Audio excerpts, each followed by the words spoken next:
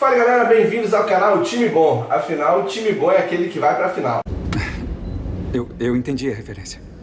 E viemos aqui para mostrar para vocês uma fisiologia de um modo fácil, todo mundo possa entender. Mas afinal, vocês estão se perguntando: Oh!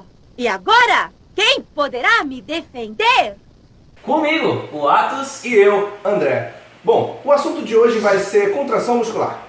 Mas para tentar entender a fisiologia da contração muscular, devemos entender algumas estruturas básicas que estão contidas nas fibras musculares. E daí surgem algumas perguntas. Onde o estímulo é gerado, como ele é transmitido e qual o seu destino final? Os músculos têm em sua constituição as miofibrilas.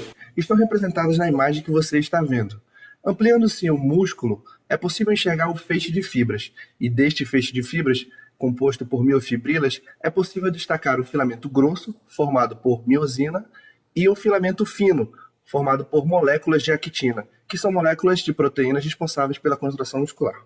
Continuando aí, as fibras musculares esqueléticas só se contraem sob o comando dos neurônios, que são fibras excitáveis que usam para a geração de potenciais de ação dois íons básicos, o sódio e o potássio. Pela figura, você vai perceber que esses neurônios eles são seletivamente mais permeáveis ao potássio e menos ao sódio. Justamente, ao analisar a figura, é que existem ao longo dos neurônios alguns canais e tem a seletividade da membrana, ou seja, como o sódio se concentra em maior quantidade no espaço extracelular, ele o torna essa membrana no lado externo mais positivo. Ao contrário do espaço intracelular, que apesar de ter o potássio, ainda existem proteínas que tornam esse espaço negativo. Com isso, você pode dizer que, ao analisar o potencial da membrana, ele vai gerar em torno de menos 70 mV, exatamente devido a essa diferença de concentração e o fato da membrana intracelular ser mais concentrada negativamente. E depois dessa explicação, você consegue entender por que o seu professor diz que a célula tem sempre carga negativa? Ah, agora eu entendi! Agora eu saquei! Agora todas as peças se encaixaram! Agora você consegue entender a correlação entre a transmissão do impulso e a geração de potenciais de ação? Não sei. Não mesmo? Sei!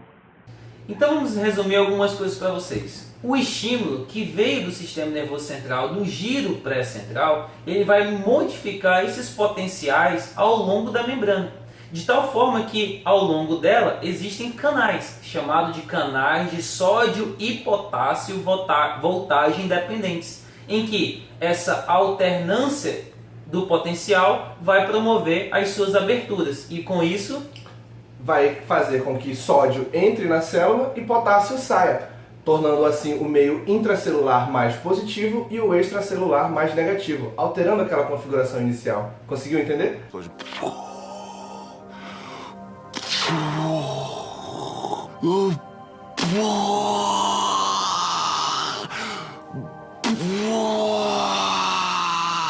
Finalmente, depois de toda essa breve introdução que foi dada envolvendo o sistema nervoso central, vamos ao que realmente interessa. Sim!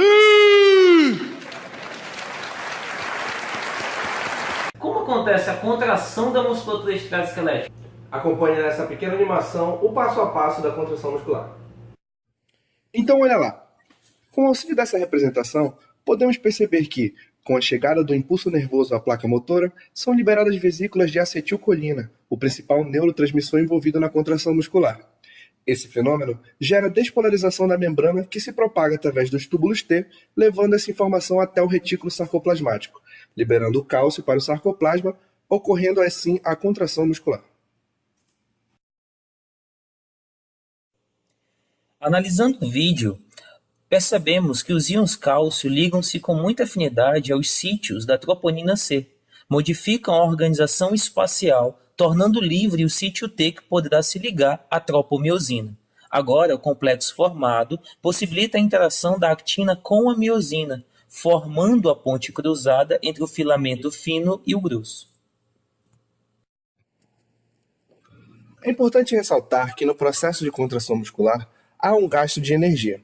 Entendido isso, como a miosina tem um sítio catalítico para a hidrólise do ATP, essa união deixa a energia química disponível para o dobramento da cabeça da miosina, e os filamentos finos sofrem um ciclo de arraste para o centro, Isto é, os filamentos finos deslizam-se sobre os grossos de forma que o sarcômero sofre um encurtamento, ou seja, o seu comprimento diminui. Com a hidrólise do ATP, a molécula de miosina perde a sua afinidade pela quitina, desliga-se, restabelecendo a sua posição original. Mas, se há mais ATP e cálcio disponíveis no mioplasma, o ciclo das pontes cruzadas restabelece, e o deslizamento progride com o encurtamento cada vez maior do sarcômero.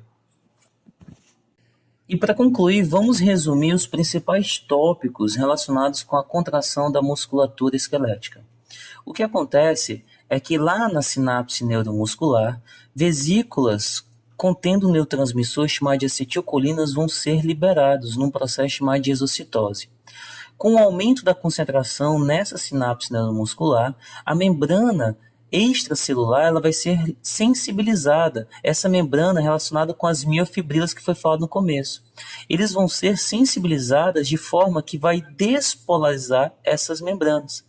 Essa alteração da polarização vai sensibilizar o citosol lá no retículo sarcoplasmático, no qual vão liberar cálcio para esse meio.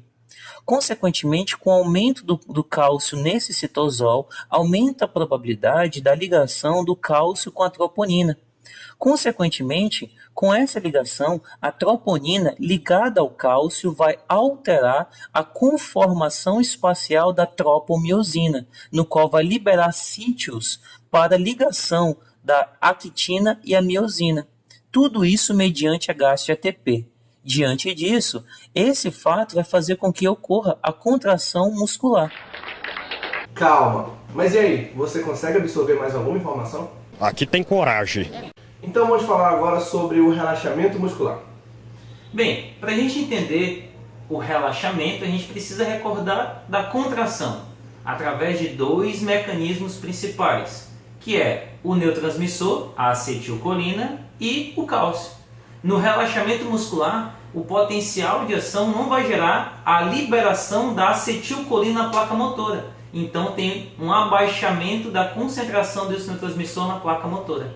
Com essa diminuição na concentração de acetilcolina, o túbulo T não vai gerar um potencial para a liberação de cálcio do retículo sarcoplasmático para o citoplasma da célula. Se não tem muito cálcio no citosol, a troponina não vai se ligar a essa molécula e, consequentemente, sem esse complexo troponina e cálcio, a tropomiosina ela vai se rearranjar numa configuração que não vai permitir a ligação da actina e da miosina. Consequentemente, não vai ter contração e vai ter o relaxamento muscular.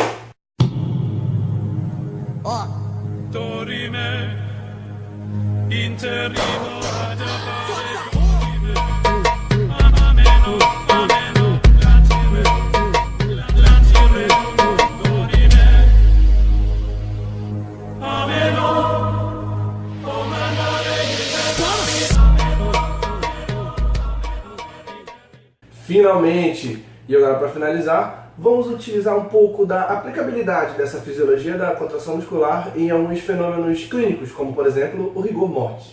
O que acontece, galera? No rigor mortis, a pessoa quando morre ela fica com uma certa rigidez muscular. Mas o caso que acontece é o seguinte, conforme a bomba de cálcio ela não trabalha, ou por falta de oxigenação, ou por algum problema que leve a essa debilidade dela, ele começa a extravasar muito cálcio para o citoplasma. E nisso faz com que o cálcio ligado à troponina faz com que a actina e a miosina ela se ligue permanentemente, não sofrendo um processo de relaxamento.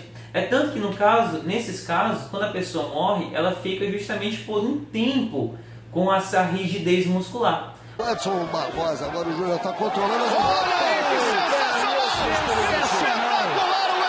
Então por que acontece depois o retorno, esse relaxamento? É por causa que conforme vai progredindo, o cálcio, as proteínas que fazem a contração actina-miosina, elas sofrem por um processo de autólise. Então elas começam a ser perdidas e com isso a pessoa sofre também do relaxamento. Então, o conceito básico inicial que você tem que entender é que o cálcio liberado em excesso no citosol faz com que ele se ligue à troponina de forma permanente e essa ligação permanente faz com que a actina e a miosina se liguem de forma mais permanente.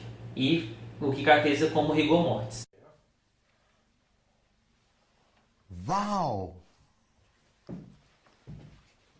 Então, galera, é isso aí. O canal Time Bom agradece a sua visualização. E eu espero que vocês tenham entendido todo o processo de contração. Caso não, entre em contato com a gente. E não esqueça, time bom vai pra final. Now the world don't move to the beat of just one drum. What might be right for you may not be right for some. A man is born, he's a man.